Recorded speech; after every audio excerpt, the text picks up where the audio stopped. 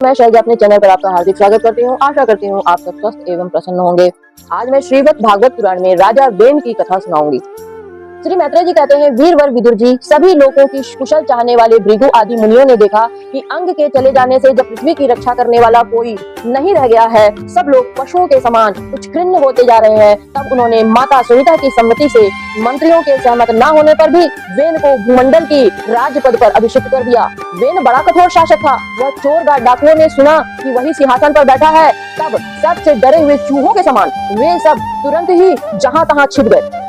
राजासन पाने पर वेन आठों लोकपालों की ऐश्वर्य कला के कारण उन्मुक्त हो गया और अभिमानवश अपने ही को सबसे बड़ा मानकर महापुरुषों का अपमान करने लग गया। वह ऐश्वर्य मद से अंधा हो रथ पर चढ़कर निरंकुश गजराज के समान पृथ्वी और आकाश को कपाता हुआ सर्वत्र विचरने लगा। कोई भी द्विजाति वर्ण का पुरुष कभी किसी प्रकार का यज्ञ, दान और हवन न करे। अपने राज्य में यह ढिंढोरा पिटवाकर उसने सारे धर्म कर्म बंद करवा दिए।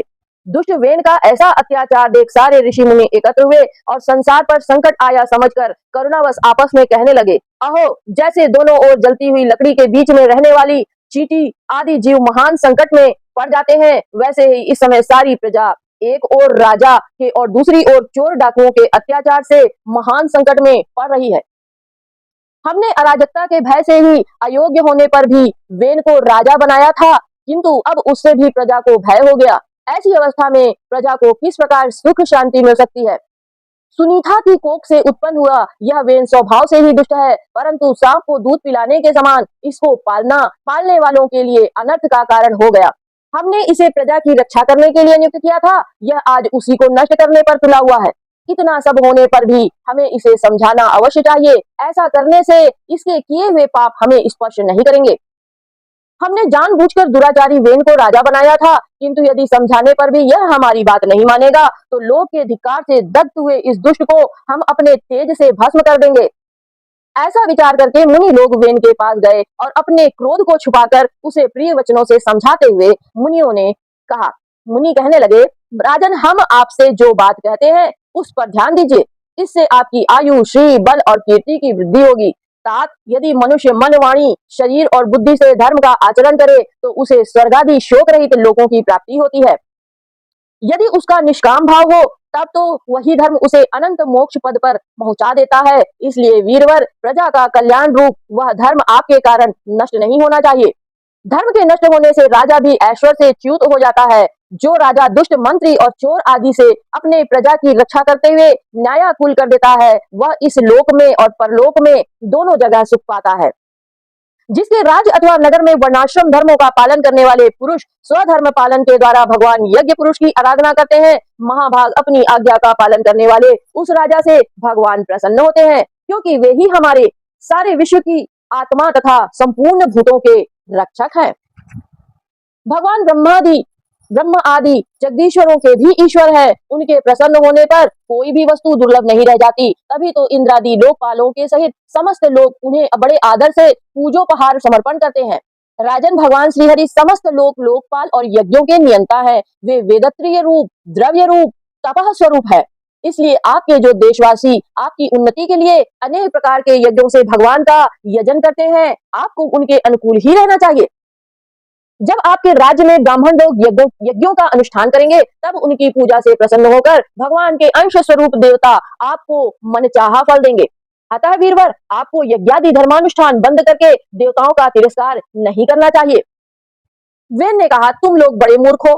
खेद है, तुमने अधर्म में भी धर्म बुद्धि कर रखी है। तभी तो तुम जीविका देने वाले मुझ साक्षात पति को छोड़कर किसी दूसरे जार पति की उपासना करते हो। जो लोग मूर्खतावश राजा रूप परमेश्वर का अनादर करते हैं, उन्हें ना तो इस लोक में सुख मिलता है और ना परलोक में ही। अरे, जिसमें तुम लोगों की इतनी भक्ति है, वह यज्ञ पुरुष है कौन? यह तो ऐसी ही बात हुई जैसे कुलटिया स्त्रियां अपने विवाहित पति से प्रेम न करके किसी पर पुरुष में आसक्त हो जाएं। विष्णु, ब्रह्मा, महादेव, इंद्र, वायु, यम, सूर्य, मेघ, कुबेर, चंद्रमा, पृथ्वी, यज्ञ और वरुण, इनके अतिरिक्त जो दूसरे वर और शाप देने में समर्थ देवता हैं, वे सब के सब राजा के शरीर में रहते हैं। इसलिए राजा सर्वदेवमय है और देवता उनके अंश मात्र है। इसलिए ब्राह्मणों, तुम मत सरता छोड़कर अपने सभी कर्मों द्वारा एक मेरा ही पूजन करो और मुझी को बलि समर्पण करो। भला मेरे सिवा और कौन अग्र पूजा का अधिकारी हो सकता है। श्री मैत्रेय जी कहते हैं, इस प्रकार विपरीत बुद्धि होने के कारण वह अत्यंत पापी और कुमार्गामी हो गया था। उसका पुण्य क्षीण हो चुका था, इसलिए मुनियों के बहुत विनय पूर्वक प्रार्थना करने पर भी उसने उनकी बातों पर ध्यान नहीं दिया। कल्याण रूप विदुर जी अपने को बड़ा बुद्धिमान समझने वाले वेन ने जब उन मुनियों का इस प्रकार अपमान किया, तब अपनी मांग को व्यर्थ हुए देख उस पर अत्यंत वे कुपित हो गए। मार डालो, इस स्वभाव से ही दुष्ट पापी को मार डालो। यह यदि जीता रह गया तो कुछ ही दिनों में संसार को अवश्य भस्म कर डालेगा। यह दुराचारी किसी प्रकार राज सिंहासन के योग्य नहीं, क्योंकि इस निर्लज साक्षात यज्ञपति श्री विष्णु भगवान की निंदा करता है। अहो, जिनकी कृपा से इसे ऐसा ऐश्वर्य मिला, उन श्री हरि की निंदा अभागे ने वेन को छोड़कर और कौन कर सकता है। इस प्रकार अपने छिपे हुए क्रोध को प्रकट कर उन्होंने उसे मारने का निश्चय कर लिया। वह तो भगवान की निंदा करने के कारण पहले ही मर चुका था, इसलिए केवल हुंकारों से ही उन्होंने उसका काम तमाम कर दिया। जब मुनिगण अपने अपने आश्रमों को चले गए, तब वेन की शोकाकुला माता सुनीता मंत्रादि के बल से तथा अन्य युक्तियों से अपने पुत्र के शव की रक्षा करने लगी। एक दिन वे मुनिगण सरस्वती के पवित्र जल में स्नान करके अग्निहोत्र से निवृत्त हो नदी के तीर पर बैठे हुए हरि चर्चा कर रहे थे। उन दिनों लोगों में आतंक फैलाने वाले बहुत से उपद्रव होते देख वे आपस में कहने लगे, आजकल पृथ्वी का कोई रक्षक नहीं, इसलिए चोर डाकुओं के कारण उसका कुछ अमंगल तो नहीं होने वाला है। ऋषि लोग ऐसे विचार कर ही रहे थे। उन्होंने सब दिशाओं में धावा करने वाले चारों ओर चोरों और डाकुओं के कारण उठी हुई बड़ी भारी धूल देखी। देखते ही वे समझ गए कि राजा वेन के मर जाने के कारण देश में अराजकता फैल गई है, राज्य शक्तिहीन हो गया है और चोर डाकू भी बढ़ गए हैं। यह सारा उपद्रव लोगों का धन लूटने वाले तथा एक दूसरे के खून के प्यासे लुटेरों का ही है। अपने तेज से अथवा तपोबल से लोगों को ऐसी कुप्रवृत्ति रोकने में समर्थ होने पर भी ऐसा करने में हिंसा आदि दोष देखकर उन्होंने इसका कोई निवारण नहीं किया। फिर सोचा कि ब्राह्मण यदि समदर्शी और शांत स्वभाव का भी हो, तो भी दोनों की उपेक्षा करने से उसका तप उसी प्रकार नष्ट हो जाता है जैसे फूटे हुए घड़े में जल बह जाता है। फिर राजश्री अंग का वंश भी नष्ट नहीं होना चाहिए, क्योंकि इसमें अनेक अमोघ शक्ति और भगवत परायण राजा हो चुके हैं। ऐसा निश्चय कर उन्होंने मृत राजा की जांग को बड़े जोर से मथा, तो उसमें से एक बौना पुरुष उत्पन्न हुआ। वह कौवे के समान काला था। उसके सभी अंग और खासकर भुजाएं बहुत छोटी थी, जबड़े बहुत बड़े, टांगे छोटी, नाक चपटी, नेत्र लाल और केश तांबे के रंग के थे। उसने बड़ी दीनता और नम्र भाव से पूछा कि मैं क्या करूं, तो ऋषियों ने कहा, निषिद्ध बैठ जा। इसी से वह निषाद कहलाया और उसने जन्म लेते ही राजा वेन के भयंकर पापों को अपने ऊपर ले लिया। इसलिए उसके वंशधर निषाद भी हिंसा, लूटपाट आदि पाप कर्मों में रत रहते हैं। अतः वे गांव और नगरों में न टिककर वन और पर्वतों में निवास करते हैं।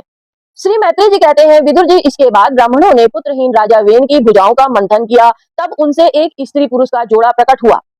ब्रह्मावादी ऋषि उस जोड़े को उत्पन्न हुआ देख उसे भगवान का अंश जानकर बहुत प्रसन्न हुए और बोले, ऋषियों ने कहा, यह पुरुष भगवान विष्णु की विश्व पालिनी कला से प्रकट हुआ है और स्त्री उन परम पुरुष की अन्यपायनी अर्थात कभी ना अलग होने वाली शक्ति लक्ष्मी जी का अवतार है। इनमें से जो पुरुष है वह अपने सुयश का प्रथम विस्तार करने के कारण परम यशस्वी पृथु नामक सम्राट होगा।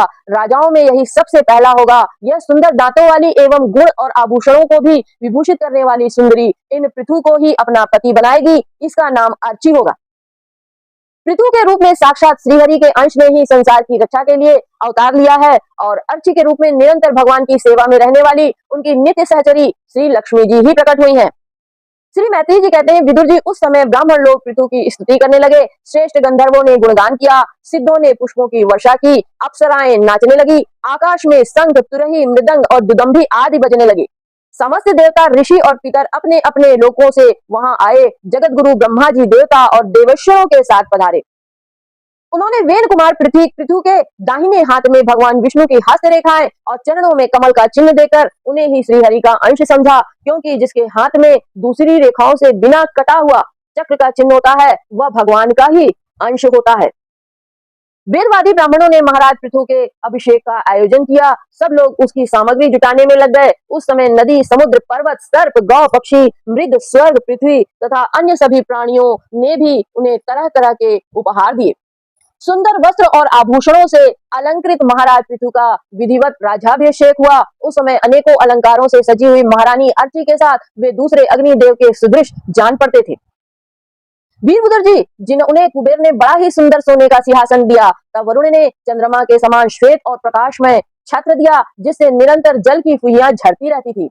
वायु ने दो चमर चमर, धर्म ने कीर्तिमयी माला, इंद्र ने मनोहर मुकुट, यम ने दमन करने वाला दंड, ब्रह्मा ने वेदमय कवच, सरस्वती ने सुंदर हार, विष्णु भगवान ने सुदर्शन चक्र, विष्णु प्रिया लक्ष्मी जी ने अविचल संपत्ति, रुद्र ने 10 चंद्राकार चिन्हों से युक्त कोष वाली तलवार, अंबिका जी ने 100 चंद्राकार चिन्हों वाली ढाल और चंद्रमा ने अमृतमय अश्व, तिष्ठा ने सुंदर रथ, अग्नि ने बकरे और गौ के सिंगों का बना हुआ सुदृढ़ धनुष, सूर्य ने तेजोमय बाण, पृथ्वी ने चरण स्पर्श मात्र से अभिष्ट स्थान पर पहुंचा देने वाली योगमयी पादुकाएं, आकाश के अभिमानी देव देवता ने नित्य नूतन पुष्पों की माला, आकाश विहारी सिद्ध गंधर्व आदि ने नाचने गाने बजाने और अंतर्धान हो जाने की शक्तियां, ऋषियों ने अमोघ आशीर्वाद, समुद्रों ने अपने से ही उत्पन्न हुआ शंख तथा सातों समुद्र पर्वत और नदियों ने उनके रथ के लिए बेरोक टोक मार्ग उपहार में दिए।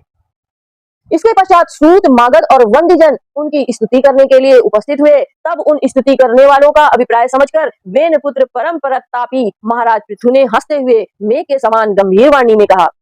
पृथु ने कहा, सौम्य, सुत, मागध और वंदीजन, अभी तो लोक में मेरा कोई भी गुण प्रकट नहीं हुआ, फिर तुम किन गुणों को लेकर मेरी स्तुति करोगे? मेरे विषय में तुम्हारी वाणी व्यर्थ नहीं होना चाहिए, इसलिए मुझसे भिन्न किसी और की स्तुति कर लो।